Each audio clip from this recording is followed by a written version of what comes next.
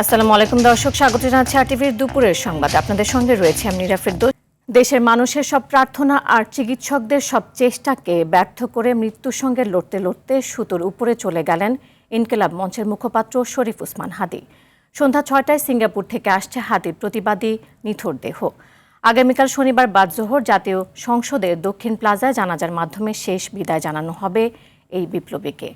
আততায়ীর গুলিতে হাদীর অকাল মৃত্যুতে শোক জানিয়েছেন প্রধান উপদেষ্টা ডক্টর মোহাম্মদ ইউনূস, বিএনপির ভারপ্রাপ্ত চেয়ারম্যান তারেক রহমান সহ দেশের রাজনৈতিক দলগুলো। মাইদুর রহমান রুবেল জানাচ্ছেন বিস্তারিত।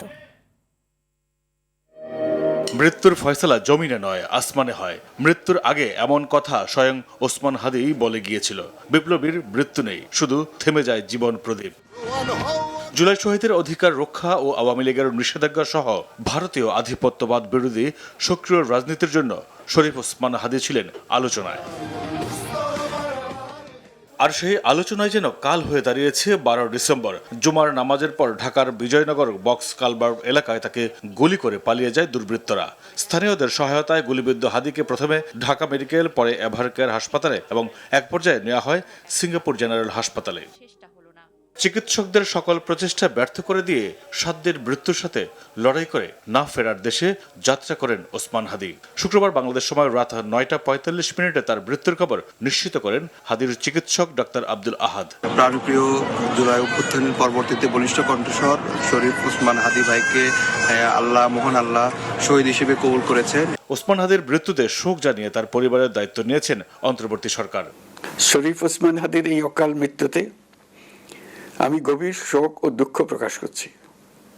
শহীদ ওসমান হাদীর স্ত্রী ও একমাত্র সন্তানের দায়িত্ব সরকার গ্রহণ করবে। ওসমান হাদী ঢাকা ৮ আসন থেকে ত্রয়োদশ জাতীয় সংসদ নির্বাচনের জন্য সম্ভাব্য প্রার্থী ছিলেন। প্রতিষ্ঠা করেছিলেন ইনকিলাব কালচারাল সেন্টার। রাজপথ ও টেলিভিশন টকশোতে কঠোর সমালোচনা করতেন কালচারাল ফেসিস্টদের। মাইদুর রহমান রুবেল, আরটিভি, ঢাকা। ২৪-এর আন্দোলন প্রেক্ষাপটে দেশের রাজনীতির আকাশে বিস্ময়কর এক নক্ষত্রের সন্ধান মেলে, যার বলিষ্ঠ হুঙ্কারে কাঁপতে শুরু করে আধিপত্যবাদীদের সিংহাসন। রাজনীতির কোলাহল, মিছিলের স্লোগান আর টকশোর উত্তপ্ত বিতর্ক সর্বত্রই যিনি ছিলেন দৃপ্ত ও নির্ভীক, সেই শরীফ ওসমান হাদী ছেড়ে গেলেন নিজের গড়া অদৃশ্য এক ভালোবাসার সাম্রাজ্য। জুলাই গণ অভ্যুত্থান পরবর্তী সময়ের সবচেয়ে আলোচিত এই তরুণ বৃহস্পতিবার রাতে সিঙ্গাপুরে চিকিৎসাধীন অবস্থায় মৃত্যুবরণ করেন, যে মৃত্যুতে থেমে যায় এক সাহসী জীবনের সংগ্রাম। আরো জানাচ্ছেন শাকিলা করিম। আমি ঘূর্ণি, আমি পথ সম্মুখে যাহা পাই যাই চূর্ণি, আমি নিত্য পাগল ছন্দ, আমি আপনার তালে নেচে যাই, আমি মুক্ত জীবন আনন্দ। ইনকিলাব মঞ্চের মুখপাত্র শরীফ ওসমান হাদী। বন্ধু সমর্থকদের কাছে তিনি জাতীয় বীর, প্রতিবাদী রাজনীতির এক প্রতীক। শুধু বন্ধুই নয়, শত্রুর চোখেও হাদী ছিলেন সময়ের সাহসী এক চরিত্র।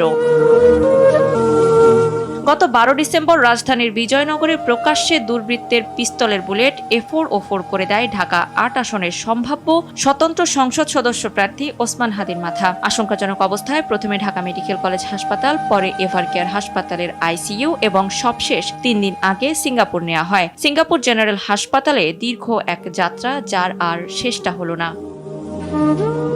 দেশের দক্ষিণবঙ্গের জেলা ঝালকাঠির নলসিটির এক আদর্শ মুসলিম পরিবারের সর্বকনিষ্ঠ সন্তান ওসমান হাদীর শৈশব কেটেছে মাদ্রাসার শিক্ষক বাবার আদর্শে। নেসারাবাদ কামিল মাদ্রাসায় শিক্ষা জীবনের শুরু, সেখান থেকে ঢাকা বিশ্ববিদ্যালয়ের রাষ্ট্রবিজ্ঞান বিভাগ। 2010-11 শিক্ষাবর্ষের শিক্ষার্থী ছিলেন ওসমান হাদী। রাজনীতির সঙ্গে যুক্ত থাকলেও কোনো মূলধারার রাজনৈতিক দলে সরাসরি সম্পৃক্ত ছিলেন না। সাংস্কৃতিক অঙ্গনে কাজ করেছেন, লিখেছেন বইও।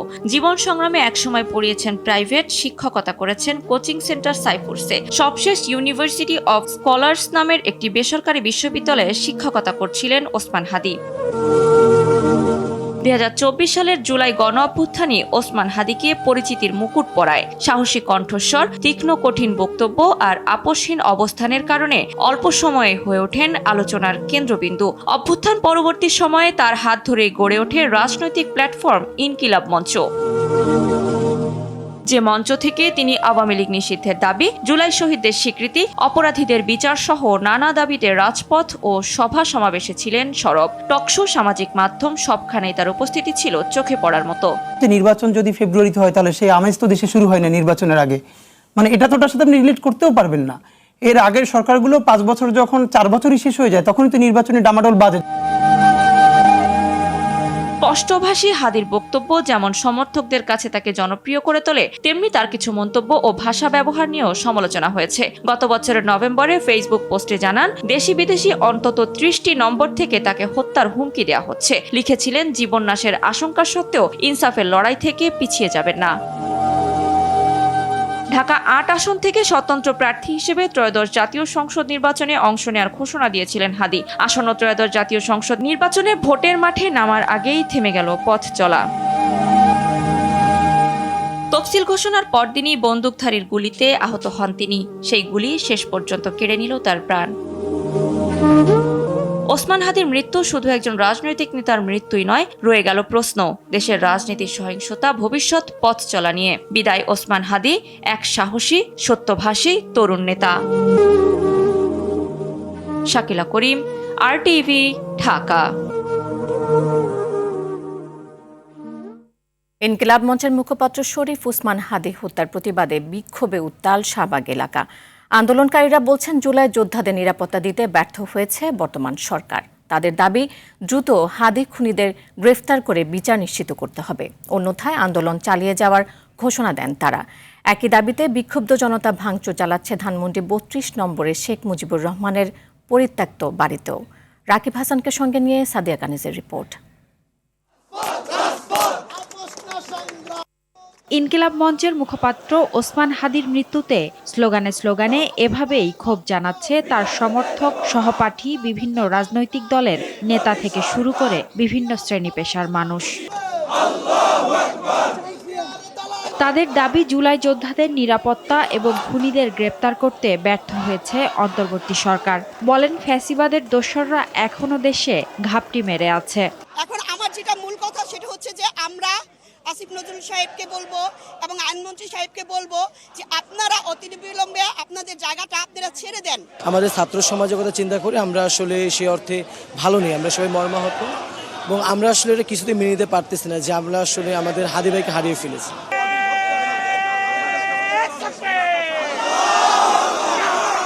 এর আগে বৃহস্পতিবার রাতে হাদির মৃত্যুর খবর ছড়িয়ে পড়লে শাহবাগে অবস্থান নিয়ে বিক্ষোভ করেন জুলাই মঞ্চের কর্মী সমর্থকরা। একাত্মতা জানান বিভিন্ন বিশ্ববিদ্যালয়ের শিক্ষার্থী, ছাত্র জনতা। ছাত্র জনতার সঙ্গে এক কাতারে নেমে আসেন জুলাই অভ্যুত্থানের নেতা নাহিদ ইসলাম, আসিফ, মাহফুজ সহ আরো অনেকে। অবিলম্বে শেখ হাসিনা এবং জুলাইয়ের যত খুনি রয়েছে, শরীফ ওসমান হাদি যত খুনি রয়েছে তাদেরকে ফেরত দিতে হবে। প্রথম দাবি হচ্ছে শরীফ ওসমান হাদির খুনিদেরকে যে কোনো মূল্যে অতি দ্রুত সময়ে ভারত থেকে ফেরত পাঠাতে হবে। এদিকে বৃহস্পতিবার রাত 1:45 বিক্ষুব্ধ জনতা হামলা ও ভাঙচুর চালায় ধানমন্ডি 32 নম্বরে শেখ মুজিবুর রহমানের পরিত্যক্ত বাড়িতেও। শুক্রবার সকালে হাতুড়ি দিয়ে ভাঙা বাড়িটির অবশিষ্ট অংশ গুঁড়িয়ে দেওয়ার চেষ্টা চালাচ্ছেন বিক্ষুব্ধ মানুষ।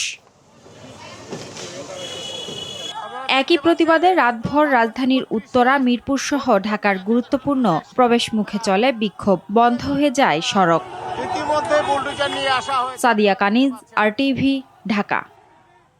জুলাই গণ অভ্যুত্থানের সম্মুখ ভাগের যোদ্ধা এবং ইনকিলাব মঞ্চের মুখপাত্র শরীফ বিন হাদির মৃত্যুর প্রতিবাদে গতকাল রাতে দৈনিক প্রথম আলো ডেইলি স্টার ভবনে হামলা, ভাঙচুর ও অগ্নিসংযোগের ঘটনা ঘটে। ক্ষোভ বিক্ষোভের মধ্যে সংস্কৃতির চর্চার ঐতিহ্যবাহী সাংস্কৃতিক সংগঠন ছায়ানট ভবনে হামলা ও ব্যাপক ভাঙচুরের পাশাপাশি দেওয়া হয় আগুন। এমন ঘটনার নিন্দা জানিয়ে সুষ্ঠু তদন্ত ও গণমাধ্যমকে এক কাতারে আসার আহ্বান জানান মানবাধিকার কর্মীরা। শাকিবুর রহমানের রিপোর্টে থাকছে এর বিস্তারিত।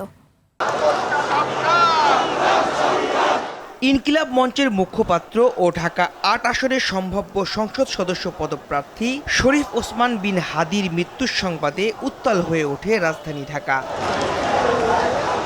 ইংরেজি দৈনিক দ্য ডেইলি স্টার ভবনে আগুন দেয় বিক্ষুব্ধ জনতা। মুহূর্তেই আগুন ছড়িয়ে পড়ে পুরো ভবনে।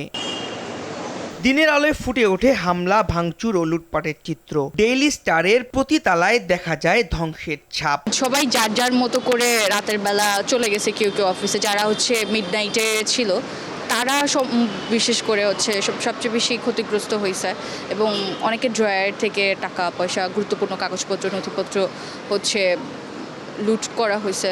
লুটই বলবো, চুরি বলবো না, এটা তো ডেফিনেটলি লুট হবে। চুরি করলে তো আবদালে করতো। গতরাতে দৈনিক পত্রিকা প্রথম আলো কার্যালয়ে হামলা চালায় বিক্ষুব্ধ জনতা। সকালেও দেখা যায় ধোঁয়া উঠতে। সকালে এসব প্রতিষ্ঠান পরিদর্শন করে মানবাধিকার কর্মীরা। এমন ঘটনায় হাদি হত্যার বিচার, স্বরাষ্ট্র উপদেষ্টার পদত্যাগ ও গণমাধ্যমে হামলার সুষ্ঠু বিচার দাবি করেন তারা।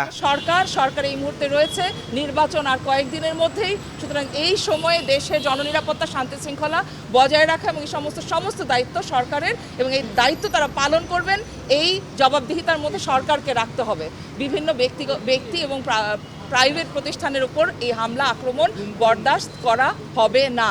কিন্তু শেষ কথা হচ্ছে, হাদির হত্যার আমরা তদন্ত এবং বিচার দেখতে চাই। কারা এটা থেকে ফায়দা লুটানোর চেষ্টা করছে, কাদের এখান থেকে সুবিধা হচ্ছে, আমরা ডাক দিতে চাই সব মিডিয়া হাউসকে যে সরকারের কাছ থেকে আমরা আর নীরবতা আর নিষ্ক্রিয়তা দেখতে চাই না।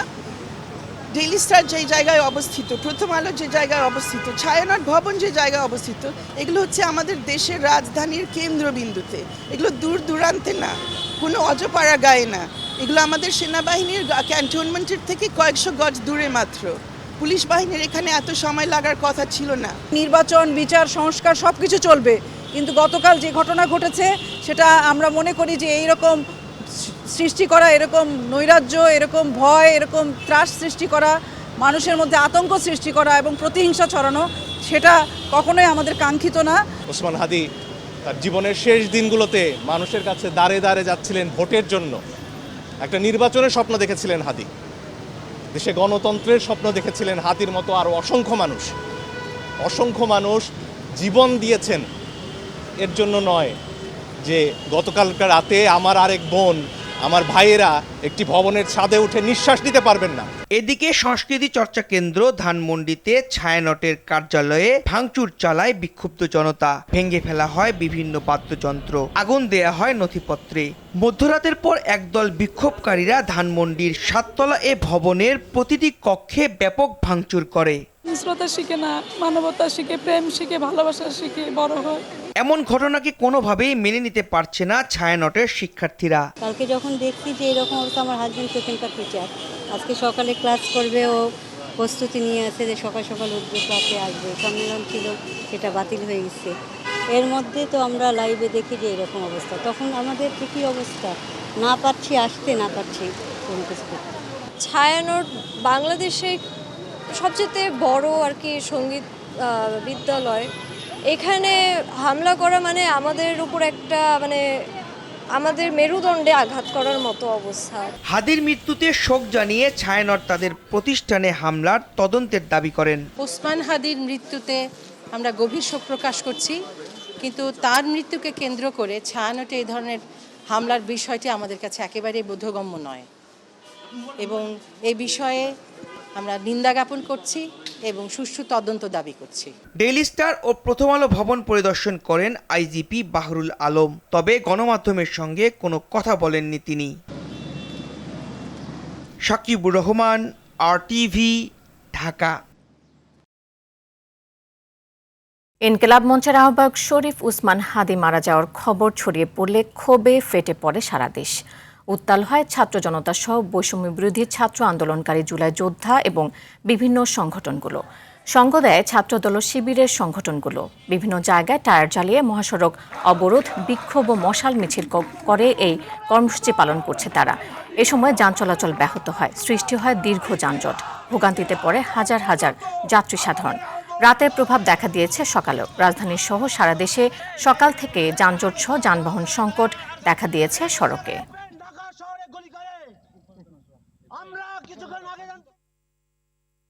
শোকে স্তব্ধ ঝালকাঠির নলছিটি। সৈয়দ শরীফ ওসমান হাদি শূন্য তার গ্রামের বাড়ি। ভাঙাচোরা বসতভিটায় ভিড় করছেন চেনা অচেনা বহু মানুষ। শেষবারের মতো এক নজর দেখার অপেক্ষায় এখন পুরো এলাকা। ঝালকাঠি প্রতিনিধি জহিরুল ইসলাম জলিলের প্রতিবেদন জানাচ্ছেন লামিয়া তানজিন মাহমুদ। টিনশেডের এক ঘরেই জন্ম নিয়েছিলেন সৈয়দ শরীফ ওসমান হাদি। নিম্ন মধ্যবিত্ত পরিবারের সন্তান হাদির বেড়ে ওঠা এখানেই। তবে ঘরে হাদি যেন এখন কেবলই ছবি, কিছু স্মৃতি আর নিঃশেষ হওয়ার শূন্যতা। ঘাতকের গুলিতে থেমে গেছে এক প্রতিবাদী কণ্ঠ। শোকের পাশাপাশি ক্ষোভে ফুঁসছে তার জন্মভূমি। ঝালকাঠির নলছিটি উপজেলা খাসমহল পৌর এলাকায় 1993 সালে জন্ম নেয় ওসমান হাদি। এলাকাবাসী জানান, শৈশব থেকে হাদি ছিলেন প্রতিবাদের এক কণ্ঠস্বর। নেছারাবাদ NS কামিল মাদ্রাসা থেকে দাখিল ও আলিম শেষ করে ঢাকা বিশ্ববিদ্যালয় একাডেমি পাঠ চুকান। স্বজনদের পাশাপাশি গ্রামবাসীর কাছে হাদি যেন কেবল একটি নাম নয়, 24শে গণঅভ্যুত্থানের নেতৃত্ব দেওয়া প্রতিষ্ঠানের এক প্রতিচ্ছবি। তাই তো হাদির মৃত্যু যেন আপনজনেরই মৃত্যু, যে মৃত্যু মানা যায় না। আসলে এখন যেই পাহারা, যেই নিরাপত্তা, যেই ওসমানের সমবেদনা, ওসমানের জন্য করণীয় যা হচ্ছে, এটা আসলে জীবিত ওসমানের জন্য করা উচিত ছিল।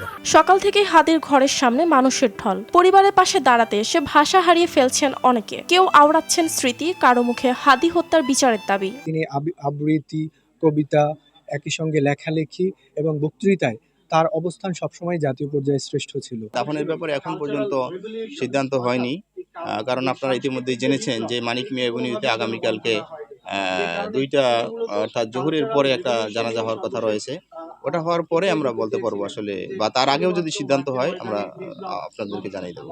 বাবার কবরের পাশে সমাহিত হওয়ার ইচ্ছে ছিল হাদির। সিদ্ধান্ত এখনো আসেনি। তবে একটি জীবন এভাবে ঝরে যাওয়ার পরও যদি বিচার না আসে, যদি প্রশ্নের উত্তর না মেলে, তবে এ শোক শুধু শোকেই থেমে থাকবে না। নীরবতার বুক চিরে উঠবে প্রতিবাদ। কারণ হাদির মৃত্যু শুধু একজন মানুষের নয়, এ মৃত্যু একটি প্রজন্মের স্বপ্নের উপর গুলির দাগ, এমনই মনে করছেন ঝালকাঠিবাসী।